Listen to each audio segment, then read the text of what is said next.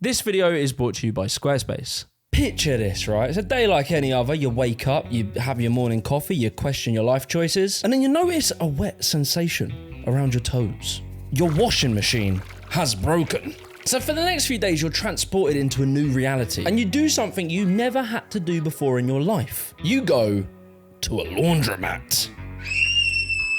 And so as you head towards this place, you get closer and closer, and you look around and you notice things around you start changing. The houses lose color, satellite dishes hang off of people's roofs. You get out the car, you instinctively lock it about 5 times, and suddenly a thought unconsciously enters your brain. Jesus, this place is rough. Now look, eventually your dad's mate fixes the washing machine. Your life goes back to normal and you never go back to this place. However, you can't escape the impression that it left on you and the feeling it made you feel a little bit uncomfortable. So it's this feeling that we're going to tackle head on today in this video. Where does it come from? And most importantly, are you a bad person for feeling it? So today, my friends, we will explore why you hate poor people. Now, when we consider poverty, right, you know, the idea of people living in squalor, having to work really hard jobs, earning very little, struggling to afford to eat, and some people even having to live on the street and beg. I think it's fair to say that most people on like an individual humanistic level understands there's something morally wrong about poverty existing. I don't know, Michael, it doesn't sit right with me. I haven't got the stomach for it. But this creates a problem, right? Whilst we all acknowledge it is morally wrong of a society to allow to have poverty, poverty obviously exists. Seemingly everywhere, forever. It just seems to be a fact of life. It seems as though, for some reason, in order for society to function at all, we have to just accept that some people are going to live in terrible, awful conditions. And what makes this even more of a dilemma is that across nearly all major religions and philosophies, it tells us that caring and looking after the poor is a moral imperative. I'm talking from the Bible to the Quran, from Buddha to Confucius. The message that we are repeatedly told throughout history is that poverty is unjust and that the moral person and the moral society must address it. But you see, whilst this is supposed to be the moral basis that underpins our culture, that is expressed through the best writers, poets, philosophers, and even God himself, somehow poverty has always existed. And somehow, morally, we've always justified it. But you see, the moral justification for poverty wasn't just to ignore these religious teachings, etc. In fact, no, it was the opposite. It was to take these religious teachings and to very cleverly twist their meaning in order to justify a very different morality. All right, so if we go all the way back to like ancient civilizations, I'm talking about the Greeks. You got a man like Plato, right? And he's sat there, he's doing this, and he's like just thinking about shit. And he recognizes like poverty as a bad thing. He sees it as like it causes crime, social unrest. Like he doesn't like poverty. He thinks it's bad and he thinks you should do something about it. However, whilst he had that belief all the way back then, he also had the belief that society was split into different castes. So you had, you know, the gold caste, the silver, the bronze, and this is like the hierarchy with the wealthy and the poor at the bottom. He believed that each part of society served a purpose, but they probably should sort of stay in their lane. So okay, that's Plato. Poverty's bad, but probably there's going to be this hierarchy. A bit later, you get Aristotle. Aristotle believes that, you know, some people are just kind of naturally born to be slaves, right? It's in your blood. You are a slave by birth. So this allowed this society that was trying to be moral and trying to think about the world in a deeper way to sort of accept that, you know, there is an element that it needs to exist. However, right, we got to skip a lot of the timeline here, but let's jump all the way forward to when religion took root in feudal Europe. Jesus was pretty clear that poverty is immoral and like it shouldn't exist. Sort of like a core principle of his. However, in feudal Europe, they took these texts, these religious texts that they claimed to build their society upon, and they kind of reframed poverty as being actually part of God's will. They made it out so that the poor were poor for a reason, you know, for God to test their humility, to test how generous they were. And then if we step forward to the Enlightenment period, this is the time where industry has advanced massively along with science and rationality. And all through this time, poverty worsened. Right, despite all these advancements, despite all the new technology, it got worse and worse, and we needed to find a new way to morally justify it. And so, right, the justification for poverty's existence moved away from it being like a spiritual test and started being justified as like a necessary function for the economy to exist. Like, it was framed that if we don't have poverty, everything would collapse and we would all die. And lots of people would find ways of justifying it. The British thinker Malthus argued that if we feed poor people, then the poor people will breed and there'll be too many poor people, will be overpopulated. So sorry guys, we can't feed you. By 1834, they did something very clever. In Britain, we established what was called the Poor Laws. Because at this period of time, we're wrestling with this idea that we're meant to be a Christian religious society. The Bible tells us fucking help the poor, but also like, you know, that would cost a lot of money. So we created these laws where we divided society into the deserving poor and the undeserving poor. The deserving poor being like the old, the sick, the frail. But the undeserving poor, that was the lazy, the idle, the alcoholics. And this was really clever because this was a reframing of what poverty was. Because it allowed a society under capitalism who also claimed to be moral and Christian to once again morally justify the existence of poverty. And it was smart because they justified it by using religious texts. So if you open your Bible, right, you will see that the Bible does say some boring woke shit like, whoever oppresses the poor shows contempt to their maker, but whoever is kind to the needy honors God. Again, I tell you, it is easier for a camel to go through the eye of a needle than for someone who is rich to enter the kingdom of God. So that's pretty annoying, right? If the moral basis of your society has those verses in it, it's kind of inconvenient. However, if you take your best scholars and you say, lads, look, can we do something about these verses? And they flick through the Bible, they will find a verse that says this: if anyone is not willing to work, let him not eat. All right.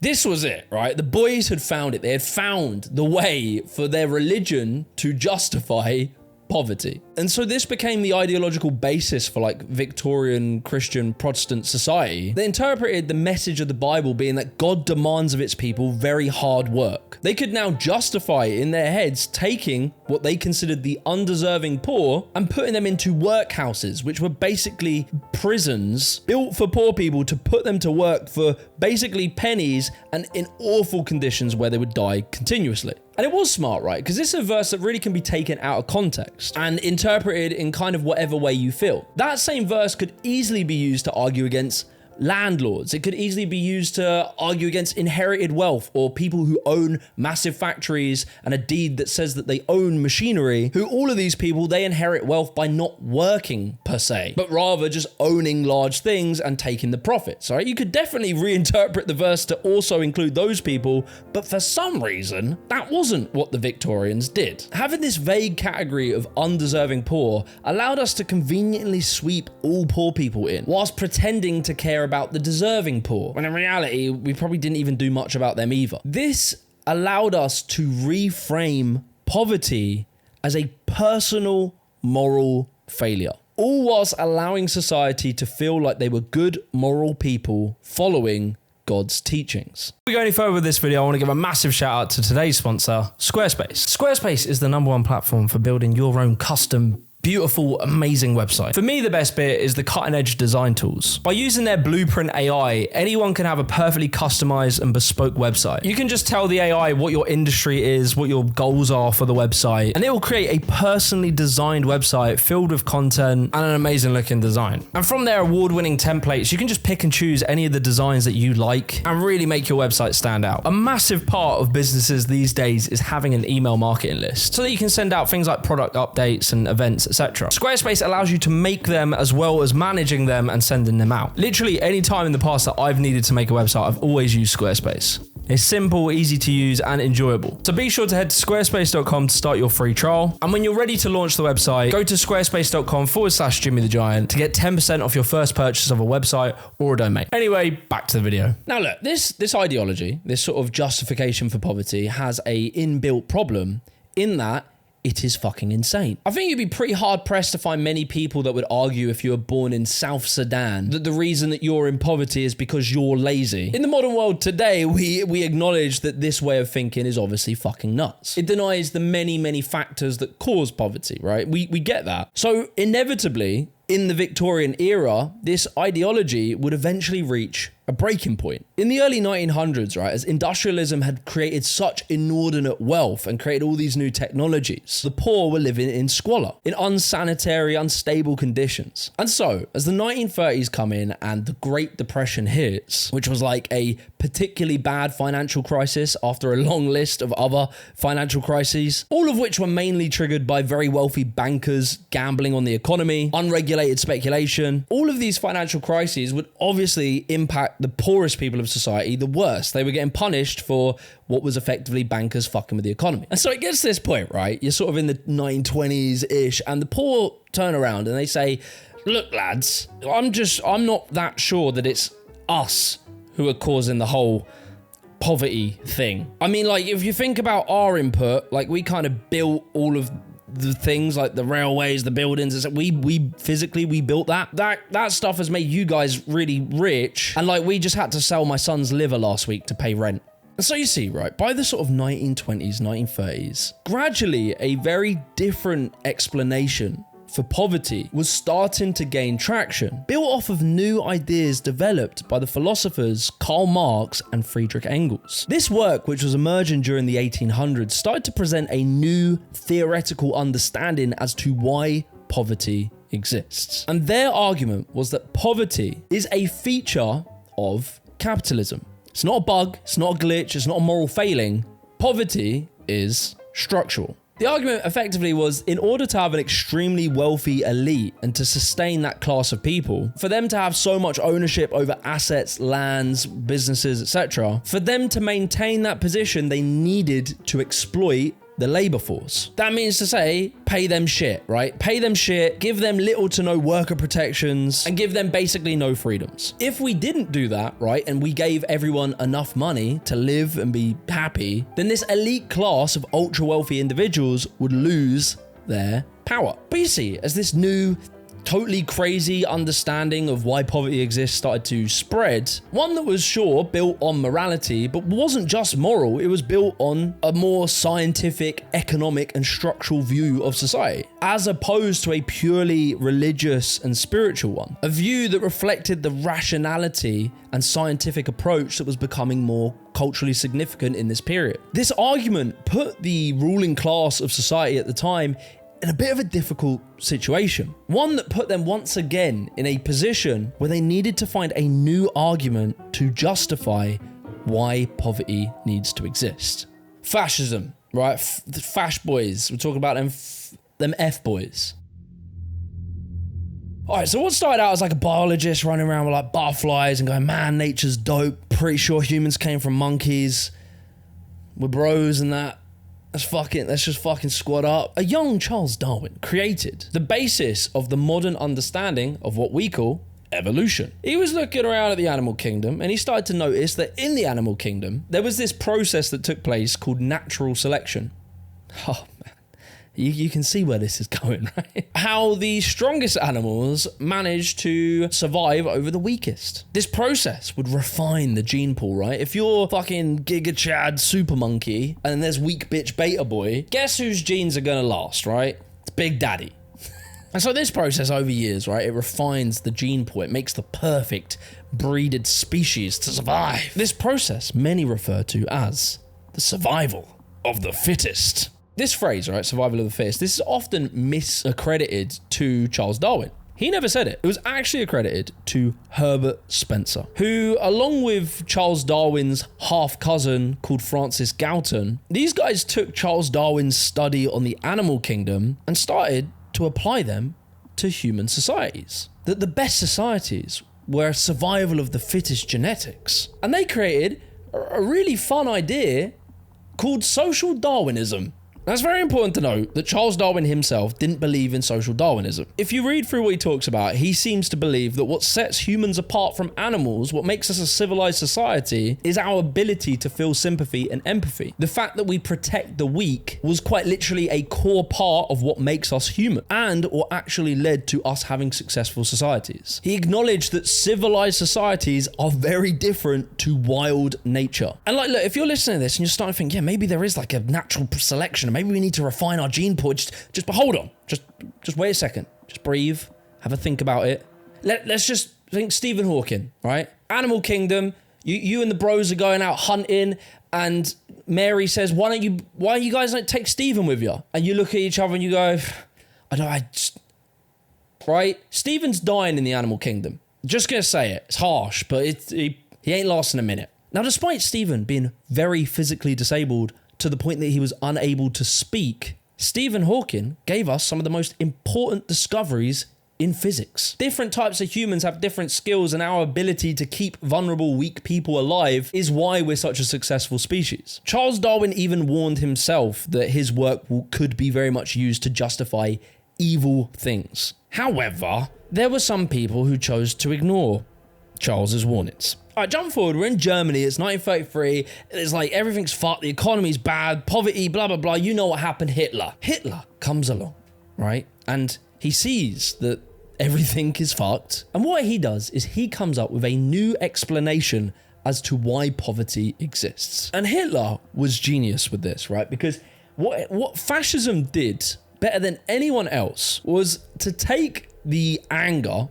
of the exploited working class and the poor people, all this anger that was very visible through the strikes, the social unrest, the rise of like communism and revolutionary thinking. It took that energy that was very often blaming the wealthy and blaming capitalism and managed to redirect it away and point it towards the impure. In order for Hitler to sell this idea, he had to repackage poverty itself. Hitler managed to reframe poverty as a symptom of weak genetics, both on like a personal individual level, but also on a collective societal level, that Germany had become weak. This allowed the thinking that both poverty was a symptom of personal weakness and genetics. So it allowed the German people to point at the very poor, the underclass typically of society, the poor Jews, the poor immigrants, the foreigners, the Roma people, the gays, the leftists, the disabled, but also symmetrically the weakness of the German people as a collective. So because Germany had become so weak, which Hitler argued was being taken advantage of by wealthy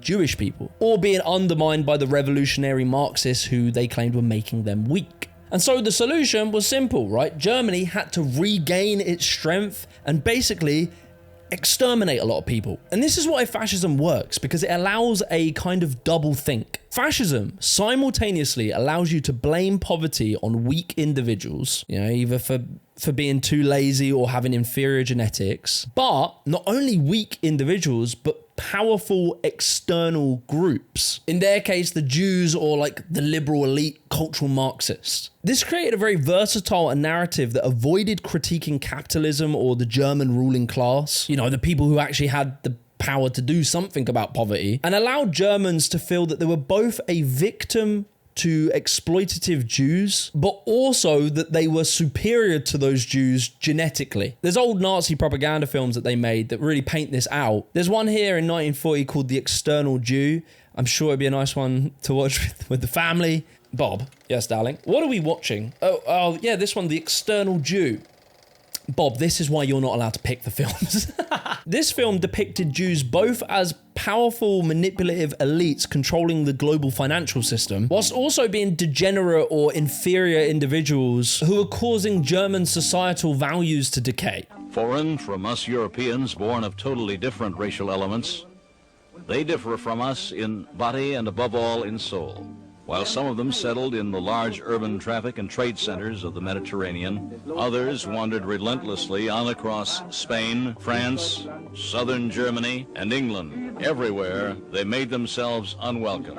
And all of this was very obvious. They did this so that they could maintain a social hierarchy of the wealthy German ruling class without really having to do a lot to help the poor people, to keep people in their places and to maintain control. But like, you know how the story goes, right? The boys, we all squatted up and we just absolutely obliterated the fascists. We sort of saw what they were doing, and although like America weren't really that bothered about it, eventually we beat them in World War II. And the fallout of World War II really forced us to re-examine our attitudes to poverty in order to avoid ending up like Germany. And so it took a global war for the British people and the ruling class to finally accept that perhaps, just maybe, unregulated capitalism, an incredibly powerful and wealthy elite, maybe, just maybe, might be causing some problems. I know it's crazy, but just hear me out. Maybe we should treat the workers a little bit better. Oh my God, I can't believe I said it. And so you guys know the story, right? So after the war, most of the Western world built welfare states. They built systems that took the inordinate wealth that the workers had created, taxing the wealthy and redistributing that money amongst the people to give them affordable social housing, free education, free healthcare, ensuring employment, and basically stopping fascism from taking over. So it was right here, right, in this post-war period, that our attitudes, our philosophy, and understanding of poverty fundamentally changed completely. We had accepted in most of the Western world that poverty was a structural feature of capitalism. In order to create excess profit, workers and the labor force have to be underpaid, and taxes on that wealth and a welfare state are a way of maintaining this system so it doesn't become unstable and that workers live in squalor. However, the irony in the post-war period is while we understood this at home and this knowledge about society and capitalism grew and it spread, and our attitudes towards the poor of society was not to look at them as lazy or as some scourge of the nation, but actually to see them as a victim of an unfair system. Now, whilst this knowledge started to grow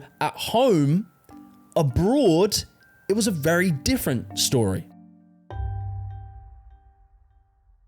So after World War II, right, Britain and France, they've spent a lot of money on the war. They no longer can afford to maintain control of their vast empires. And so we give up our formal control and grant them, many of them, independence. However, we didn't just pack our bags and leave them to their own devices. We just decided to kind of change the way things were working, you know, to modernize colonialism a bit. BP, British Petroleum, originally was called the Anglo-Iranian Oil Company, and they controlled much of Iran's oil fields. And so as we controlled the oil, eventually the Iranian people were like, hang on a fucking second, not so sure about the British just taking our oil, so let's democratically elect a leader. His name was Mohammad Mossadegh. And in 1951, he came in wanting to nationalize Iranian's oil, to bring it back into the ownership of the Iranian people. And so, naturally, Britain and America helped organize to overthrow him in a coup.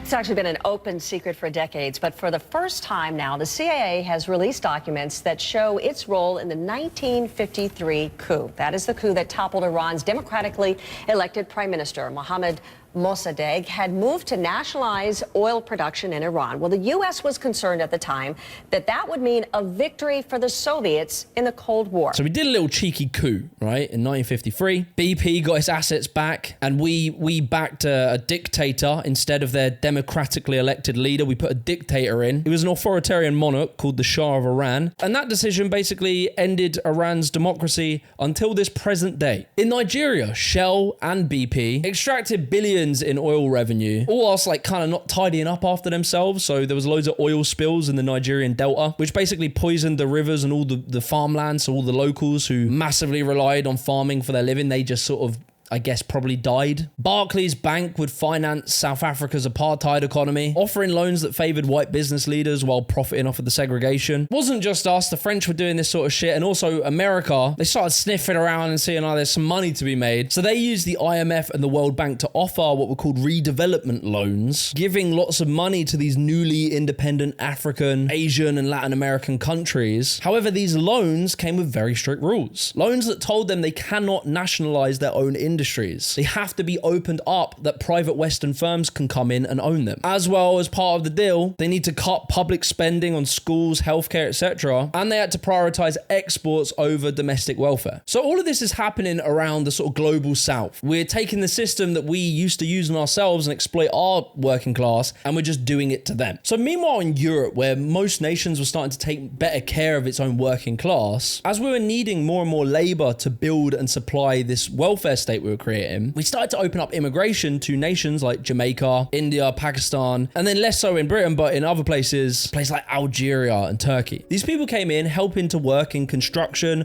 hospitals, factories, and public services. It's said that by 1971, 31% of NHS doctors were foreign born. By 1971, 12% of British nurses were Irish nationals. And like these were specific in different pockets, right? In Birmingham, by the 60s, almost 40% of junior doctors in the NHS came from India, Pakistan, Bangladesh, and Sri Lanka. Now I say all this because although this population size was small, they were kind of like in certain areas incredibly important to very big parts of our welfare state and our rebuild after the World War. However, these migrant groups, whilst being legal citizens into Britain and having the legal right to access the welfare state like everyone else, in reality, in practice, they were often excluded from all of the things being given by the welfare state. In reality, they were often paid less than native workers. Typically, they lived in poorer houses. When it came to social housing, they were typically put away from white communities in the lower quality, cheaper places to build. They were being excluded from the very welfare system they were helping to build. So while the European working class was seeing some very real rises to living standards, those gains were partly underwritten by the ongoing wealth extraction of the global south and the exploitation of their labor forces. This is honestly a part of history we're really rarely taught about. That golden age of capitalism, even the golden age of social democracy, it didn't eliminate exploitation, it just shifted it away from here. It was built from profits of cocoa from Ghana, bauxite from Jamaica, rubber from Malaysia, and oil from Nigeria. All extracted for cheap, refined in the West, and sold back for profits. And so, as the British working class were drastically being lifted out of poverty, a new subclass of poverty were being created at the bottom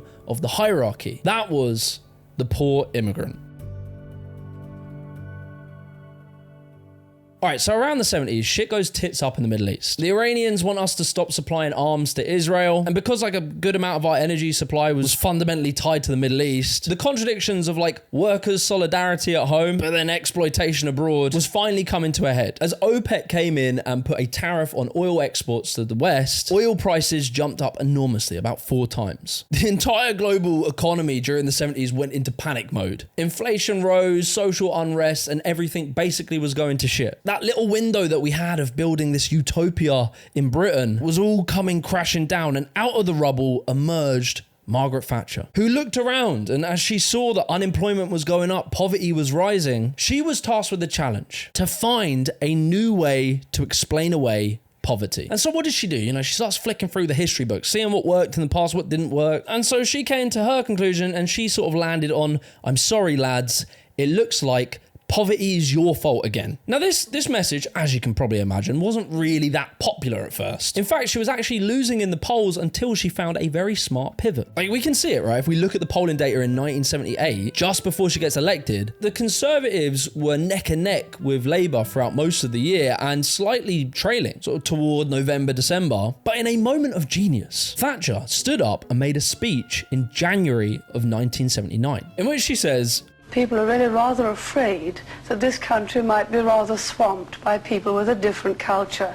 And you know, the British character has done so much for democracy, for law, and done so much throughout the world, that if there's any fear that it might be swamped, people are going to react and be rather hostile to those coming in. She's talking about migrants, obviously. Immediately after she says this, she just shoots up in the polls. The Conservatives leapt to an 11-point lead over Labour. And the reason being is because she found a new scapegoat, a new way of redirecting the anger that was being caused by growing poverty and to shift it onto migrants. She kind of created like a bit of a hodgepodge of explanations as to why poverty exists. Her whole campaign was focused on finance, the monetary supply, business, entrepreneurship. And so she created a framework and a way of portraying the British people by looking at themselves and thinking about themselves like they are a small business. And so when it came to why people are poor, she would often talk about people's personal finances. She sort of claimed that people were in poverty because they failed to budget responsibly. You know, a good business keeps account of all its comings and goings and only buys when it can and stops buying when it can't. And the reason that people are poor has nothing to do with the oil crisis and inflation, but mainly they're just bad at handling money. She created in the British people this sense of like pride in frugality. You can see it a lot with the generation older than us, where they almost take pride in not spending money. It's like this sort of pious poor. It's very similar to this kind of attitude we had in the feudal era, where it was like you could show how strong and resilient you were by being able to not need too much. Like, why do I need bread? And she created a moral worth to it, right? The better you were at budgeting and the more disciplined you were with your money, the better a person you are. This is an attitude that I really see a lot in British people. I can give you a very, very specific example, right? My friend works a job. It's very specialized. There aren't many people that do it. However, he gets paid like shit. Now, this job creates a lot of value for the owners, and he rightly wanted a pay rise. So he went together with all his work colleagues, all of different ages, some older, some more of that older generation. And he said to him, why don't we ask as a group for more money? When he did this, those guys laughed at him and told him he's just bad with his money. He needs to get better at saving money. This right here is the core, like, cultural attitude that Thatcher promoted and pushed. It's like a manipulation for individuals to feel there's a pride in frugality, that you can never complain, because if you complain, you make yourself the victim where you're meant to be personally responsible. But then that's like the poor level, but because in the same way, sort of the Nazis had to also explain why poverty was happening on a structural level, on a powerful level, she framed the people responsible for poverty was the state. It was the powerful bureaucrats, those who were in charge of the monetary system. She sort of made it out like these bureaucrats had no idea how to manage a business correctly, so how can they manage the economy? And it was as simple as it's just state mismanagement that is causing inflation and high prices. Nothing to do with OPEC and the oil crisis, no, it's actually the state. And she even argued that the very idea that the state should help poor people was ironically causing people to be poor. Even though you could obviously retrace steps and show that the poor people became wealthier because of the way the state changed, and the time where the state took less involvement, there was much more poverty. That, like, honest analysis went out the window because she could just tell this story. And so she made it out like if we could just unburden ourselves from this oppressive, tyrannical state, shrink the government, everyone will be wealthy. So I'm basically going to jump forward to kind of now, because really we've lived in that shadow. That way of thinking really dominates us to this day. But the thing is, despite all these dope ideas about personal responsibility, manage your own finances, yeah, sick. Unfortunately, like, we didn't all just pick ourselves up by the bootstraps. Poverty got a lot worse from Thatcher onward up until the current day. If you look at this graph in the post-war period with the rise of the welfare state, child poverty mainly hovered around 10 to 15%. But then through all of this crisis, and then when Thatcher emerges, it goes to 30%. It doubles. And it's 30% is roughly where we are right now. And although it came down a bit, it still never returned to like the 10 to 15%. And now it has come back up to around about 30%. And so because poverty is very prevalent and it's a real issue, and you can see it around the country, it has meant that politicians need to do very careful management with our attitudes towards poverty and our understanding of why it exists. So modern society right now, we live in this like contradiction of morality where we kind of consider ourselves to be liberal, progressive. You know, we believe in individual rights, in dignity, fair treatment. We believe in like equality for women, gay rights, anti-racism, all of that sort of stuff generally. But yet we live in an economic system that cannot help the poor. It just can't.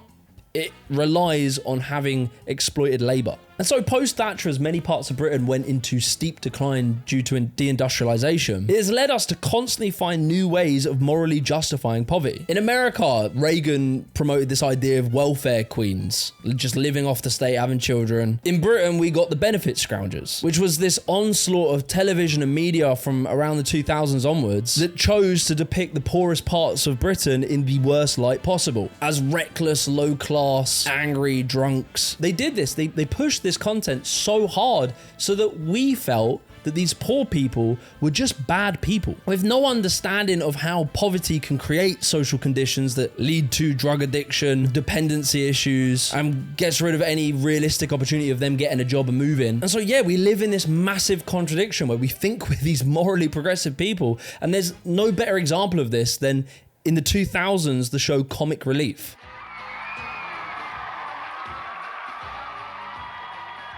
We literally wanted to make ourselves feel better about the world by doing these big charity TV shows and helping people in Africa, and this show raised money through comedy. One of the popular sketches to promote money for poor people in Africa was by making a comedy that mocked poor people in Britain. Happy birthday. I don't like him. This show, Little Britain, was literally joking about fake disability benefit scroungers. It was just the height of irony and hypocrisy. But this was the tactic of the 2000s, right? To point and laugh and mock these people who were living in towns that had been completely neglected, and to frame it that they were in the wrong because they're bad, they're drunks, they're poorly behaved, and it's actually us who are working hard paying for them to live this lifestyle. It created in us this intense snobbery and a feeling that they deserved their poverty and they didn't deserve help from us. All whilst no one made any acknowledgement of the systemic reasons these places went into decline due specifically to policies that removed their core industries and replacing it with very little investment. This was the only way of dealing with poverty whilst keeping the current system. Now, this is still sort of true to this day. However, we've shifted the scapegoat now. The scapegoat has moved away from this sort of white working class benefit scrounger, and we have found a new target. Like, the new boogeyman is obviously black and brown people, right? It's immigrants. If you scroll on Twitter, you will see endless videos showing you crimes committed by immigrants, or like their areas looking dirty or just low quality, etc. This media is done in such a way that it selectively chooses videos of, I don't know, crimes or people doing things that aren't good for society and tries to portray it that is just how immigrants are. That's the way they are, despite it obviously ignoring that is a tiny, tiny percentage, to try and tar the whole population of immigrants as being just the same. And so a very similar pattern has emerged from that 2000s benefit scrounger propaganda, that black and brown immigrants have now taken that position in society that was previously filled by the white chav. And it's smart because it allows you not to look at poverty as a structural feature, but they now try and make it a cultural or racial thing. In Britain, for every £1 that a white British person makes, Indian households will make 90 to 95p. Pakistani households will make 50p. Black Caribbean will make about 20p. And black African and Bangladeshi around about 10p. And there is a reason for this, right? In the discrepancies of the different types of immigrants and how much they make. And it all ties back to the types of immigrants we allow in. And this takes quite an understanding of colonial history, but Indians during colonial times were often allowed to be middle managers in African countries. So during those times, having those better jobs, they amassed more wealth and they were able to get educated. And so when they immigrated to Britain, we were able to give them visas for higher skilled jobs. They had more ability and were allowed to occupy higher positions in British society. And so over time, their wealth has built to be one of the wealthier immigrant groups in this country. Whereas African immigrants, as their nations were exploited the way they were, that often kept a lot of them poorer. And so typically when we bring in black immigrants, the visas that we would give them would be for lower skill, lower paid jobs. And it kind of makes sense. India, we colonized them first before Africa. So we use those Indian people to go and manage Africa. So it's become a case that within Britain, the immigrants that are from the poorer nations, the poorer groups, are more likely to appear in the poorer parts of British society. So when it comes to a political perspective and you want to try and excuse why poverty exists, it's very easy to redirect the angers that are being caused by poverty and point them toward migrants. And so we can scapegoat all of the cultural, social issues that stem from deep inequality and poverty, and instead of addressing it as we know it to be a systemic problem of capitalism, we can just say it's something about their culture or about their race, and never accept that it is caused fundamentally by the way the system is structured.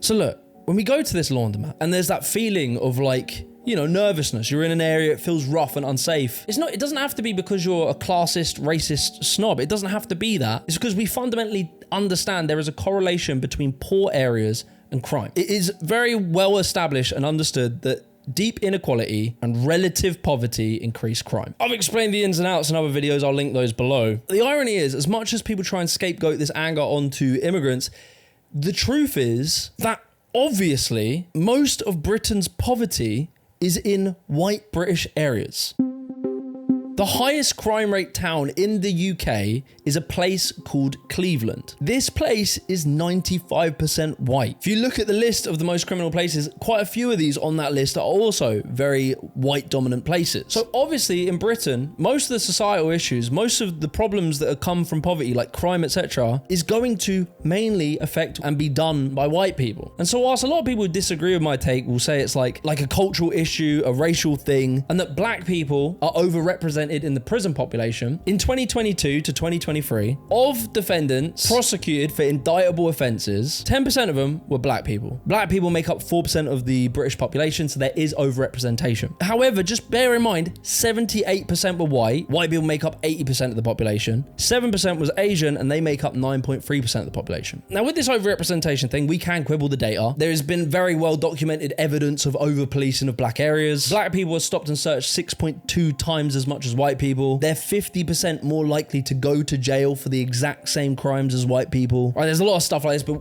regardless, just forget all that. If 78% of crime in Britain is done by white people, do you feel that 78% of the coverage of crime that you see in the media is of white people committing crimes? I'm gonna guess you'll say no. And there's a reason, because it's inconvenient. They want to ignore that. They're not going to point out those areas, those neglected areas, those poor areas, and the crime and the bad stuff that happens in those areas. Because scapegoating the crime that happens amongst migrant communities allows them to ignore the systemic roots of poverty. And they can just say it's cultural without ever having to fix the underlying root causes. This type of propaganda allows a fear and anxiety to be created to look down on people who we perceive as being below us, different to us. And this propaganda is perfect because it prevents a solidarity of all of us coming together and realizing it is the system that we all live under that is fucking us. By trying to separate us from them, they are able to maintain the status quo. So look, you're not a bad person for feeling worried if you go to somewhere rough. You're probably not wrong to lock your car 3 times. In that moment, you have identified correctly that in the context of the UK, poor areas are associated with crime. And in that moment, you're just an individual looking out for their own safety. However, when you feel that, if you feel that feeling next time, just acknowledge